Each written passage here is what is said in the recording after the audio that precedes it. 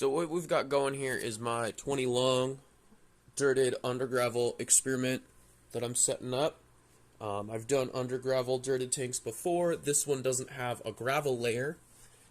We've got, I showed you the slideshow earlier really quick, but you got the undergravel filter, the coconut coir, soil, and my sand mix that I yanked from my other tank because I couldn't access, and that's something that I made sure in the last one. When you're doing this, you want to make sure that you've got your upflow tubes, these guys. See if that'll focus. Boom. You got to make sure that those are above the soil, because if you don't have that dude above your soil and sand cap, in your SOL, when you want to do maintenance on your pump or anything like that. And one of these times I accidentally pulled the extender tube, which that you sort of see there's two plastic tubes there, two different sizes.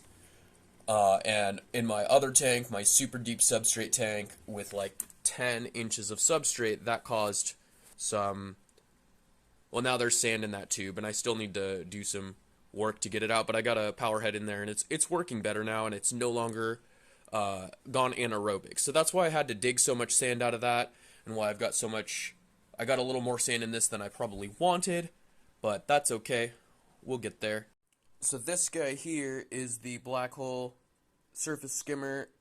Usually they suck a little bit more water than this, but you have to keep in mind that I've got this a knot sealed down there. It doesn't really fit this tube very good. I had to use like a rubber band as a gasket. I'm gonna find something better. I don't really have any livestock in here I'm worried about, and I don't. It's a food grade rubber band. I'm not super worried about it. I'll find something better, and I intend to get.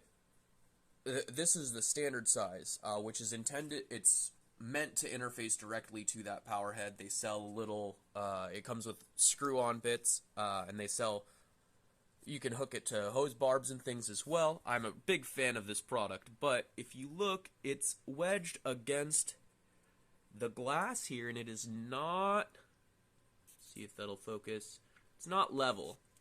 When you look, the water's only coming in along those edges, and it's not really like, it's not working the way that it does when it's connected to the power head and everything's set up and level. And this is an issue that I've had a little bit with the suction cups on the power head too. Sometimes one will get loose, and then suddenly this guy will be like out here and it won't suck right anymore. Oops. This guy will be out here and it won't suck right anymore. But it is what it is. I'm experimenting here because what's happening is my power head is sucking water from the undergravel filter. The undergravel filter has, there's little tabs in it that you can break off in between the two panels, and that increases the flow between, here, let's come over here. I can't really show you, but there's the two panels, and about in the center there's tabs you could break off, and it increases the flow underneath.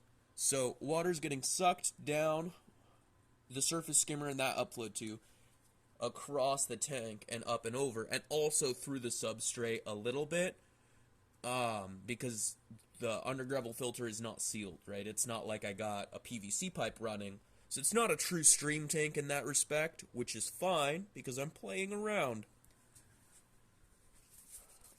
I just ordered the 25, I want to say it was $25 even, the nano size of the Black Hole surface skimmer. So that's skinnier. It's made to fit onto the Sicce Nano pump, which I might buy, but I don't. I think I want more flow than what the Sicce Nano will do for the undergravel. I'm not sure. I'm definitely going to put some more driftwood in here, I think. I'm going to figure out a way to, like, have some sticks going across the coconut huts and things. This is intended to be a cory, maybe shrimp, and I don't know, if I'm going to put the cories in here. I have emerald cories that are getting a little big for their tank that they're in. We'll see. So that's my new 20 long, under gravel, dirted tank. I'm gonna put the emerald cories in here, like I said. I might put the zebra danios in here if the shrimp populations don't recover when I remove the emerald cories. And yeah, I'm gonna put more driftwood and some leaves in here and stuff. All of the dwarf hairgrass that was planted more poorly has been blown up, and I'm replanting every like 15 minutes or so anything that gets blown up that I don't want, that I want to replant somewhere better. And most of the detritus, because again, this is sand that was pulled from a another tank, a pre-existing tank that had plenty of mulm in it. So most of the detritus has been blown around, and the yeah, my pond lilies are not really liking the flow that much, but they'll soak up the water and eventually submerge, and I will get the roots in the substrate once they start growing. You don't want to put, they're rhizomatic just like crits and things. You don't want to put them in the substrate as is, not too far. Anywho, thank you for watching. Have a wonderful day. Hopefully everything's going well for you guys in your tanks.